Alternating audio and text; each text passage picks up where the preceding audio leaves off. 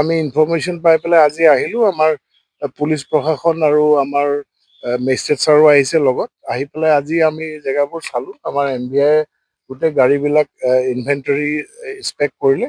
কৰাৰ পিছত আমি এই জেগাটুকুৰা আমি চিল কৰি থৈ যাম। তাৰপিছত আমি পুলিচৰ লগত সহযোগিতা কৰিম। তেওঁলোকে ফাৰ্ডাৰ এনকুৱাৰী কণ্ডাক্ট কৰিব আৰু আয়ুক্ত ছাৰক আমি এই বিষয়ে অৱগত কৰিম। আৰু আমি তেওঁক যেতিয়া অনাৰক সুধিছোঁ, তেওঁ কোনোখন গাড়ীৰ মুখেৰে কৈছে কাৰো এইটো লিগেল ডকুমেণ্টছ দিব পৰা নাই, কাৰণ তেওঁ অথৰাইজে নহয়। এইবিলাক গাড়ী তেওঁ কেনেকৈ স্ক্ৰেপ কৰিব?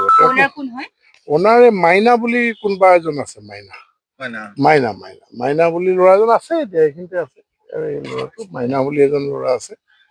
তেওঁ এই অনাৰ বুলি কৈছে আৰু গাড়ী এজন মাটিৰ মালিক আছে, তেওঁ লিজত দিছে বুলি কৈছে। দুইজনৰ সাক্ষী কৰিয়ে আমি গোটেই কামটো কৰিছোঁ।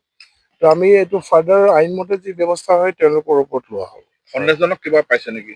সন্দেহজনক আমি এতিয়া HR গাড়ী আছে ইয়াত, হাৰিয়ানাৰ গাড়ী, ইয়াত এটা বাহিৰৰ গাড়ী। এতিয়া এইবোৰ গাড়ী কিমান পেপাৰ চালে আমি গম পাম যে কিমান এইবিলাক চুৰি গাড়ীও হ'ব পাৰে বা কেনেকৈ পালে, চ'ৰ্চটো ক'ত। এই গোটেইখিনি বস্তু আমি তন্নতন্নকৈ চাব।